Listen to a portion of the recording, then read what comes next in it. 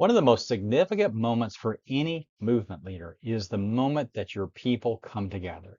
The first time in which they come together in the same place where they gather so that they can meet one another, so that they can be encouraged by each other, so that they can learn from each other.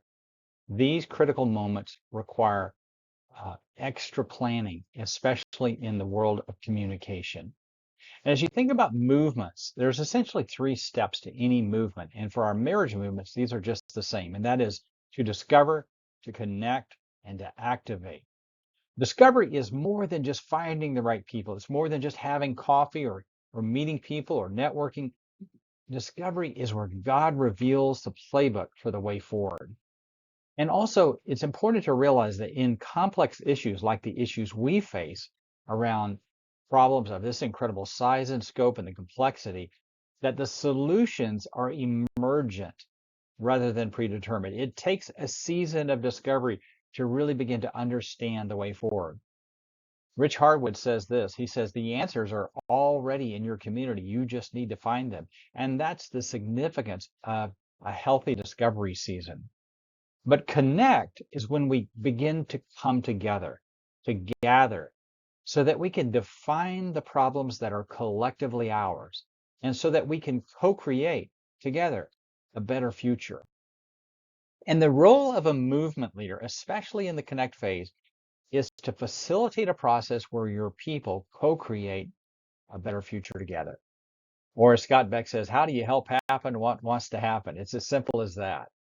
And finally, the activate stage is when we empower people broadly across our community in many sectors, in many roles, when we mobilize this movement so that everyone can find their highest and best role to play. And that's what this looks like when you really are underway in your movement. But I want to come back to the unique moment of the connect phase, when you begin to gather together. And I want to outline for you a communication framework, a framework that we use in our Connect events.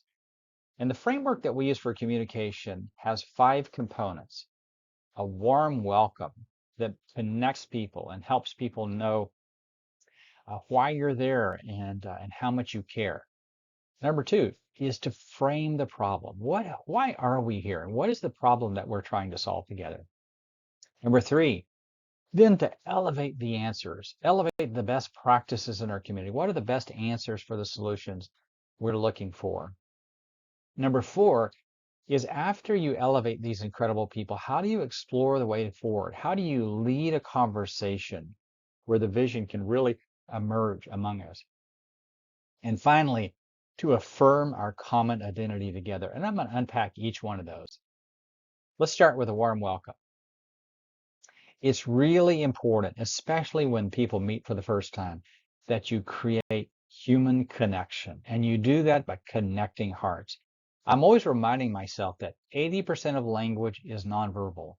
And before I begin facilitating any meeting, even as we're just beginning the welcome, I ask myself, do I love and admire these people? And how is that manifest? And I want to internalize that, and I want to communicate how much I appreciate and admire and love these incredible people who come together. That's essential for just a couple of minutes at the very beginning as you begin with a warm welcome. Next, in our meetings, take no more than 5 to 7 minutes to frame the problem. And frame the problem from a multitude of ways, or from many different facets, using story and data and emotion, but make sure that you make the problem personal and you make it human. A lot of times by framing the problem, and especially around marriage, it's been said that people don't care how much you know until they know how much you care. And indicating and expressing your personal love for marriage, why marriage is so important and valuable to you personally from a very human level, is so critical. The other thing that we need to think about when we frame the problem is to define the problem as something that is bigger than any of us, but it's not larger than all of us. Why do we need to do that?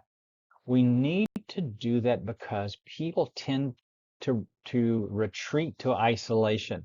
Isolation is a safer place to be, or we believe it is. That's not true, but people believe isolation is a safer place to be because we don't have to deal with people. We don't have to deal with other people's opinions about what's the best way forward. And so you need in the beginning of your gathering, your Connect gatherings, to communicate that this problem requires all of us working together. And by doing that, you create a special tension. I use the term tension because I want to frame up at the beginning of a gathering that if this doesn't work, there is no plan B, because that's what I truly believe is that I don't think we can solve these massive, overwhelming social problems working as lone rangers. It is going to require all of us working together, and that in itself creates a sense of tension. The third part of your communication framework is to elevate the best practices. And when we talk about how the communication happens in this segment of our meetings, we want to remind people that we are not the answer. We don't have the solutions. We don't present the solutions, but instead we facilitate a process where dynamic people can learn from one another. The solution is in all of us collectively.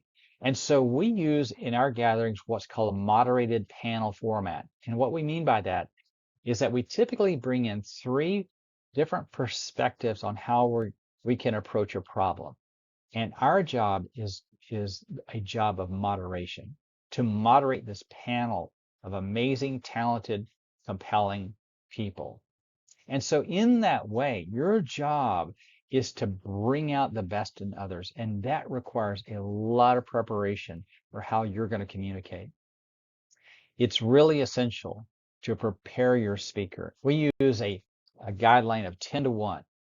For every 1 minute of content that we want a speaker to share in a gathering, we're going to spend 10 minutes preparing them for that. We do that by sitting down and letting them talk extensively about what they've learned about their work and why they feel like their way is a good solution for us. We look for the gold nuggets that they can share. It's a process of curation, and we coach them on what are some of the most significant things that you can share as we gather together.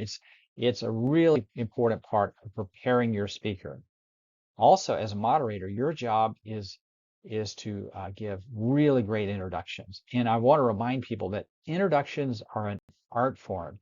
Don't overlook the time that's necessary to prepare for a great introduction. And why is it?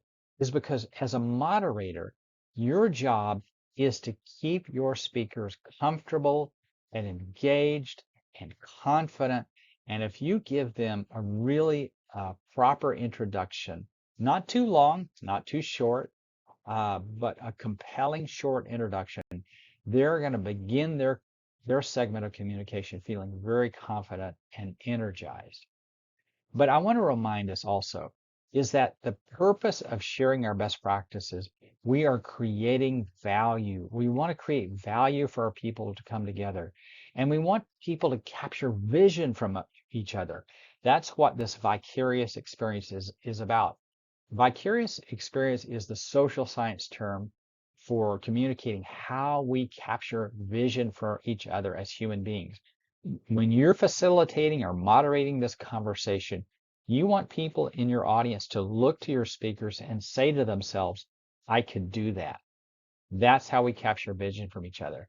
So make sure you prepare for the segment of your meeting where you're moderating panels who share best practices. Fourthly, after you've moderated your panel, you want to facilitate some conversation where you explore the way forward. And it's really important in this segment that you ask and not tell. Ask great questions to your audience. In fact, ask vision forming questions. Begin questions with something like this. What would it look like if we came together around this? What would it look like if each of us could play our highest and best role? What would it look like? Ask those vision forming questions rather than telling the audience how we're going to move forward together. Another thing you need to make sure that you allow time for is allow time for people to express their concerns. You want to normalize the idea that there is concerns in the room, and you want to give people a safe place to verbalize those concerns. In fact, you might need to lead the way in normalizing concerns. You might want to say something like, I have concerns about how this will work out, and I'm not sure if I'm really clear on the way forward.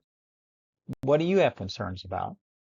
Give your audience time to express their concerns or the challenges that they see in us moving forward together.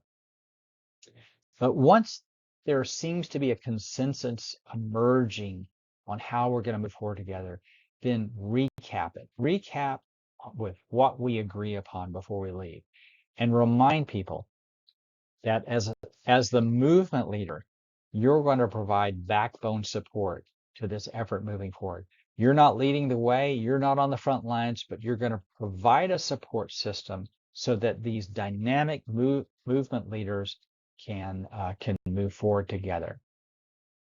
And finally, and lastly, fifthly, you want to affirm the common identity. Take just a couple of minutes to define who are we as a people on mission together, because a common identity or a shared identity is a strong shared purpose, and it acts as a social glue that draws us together.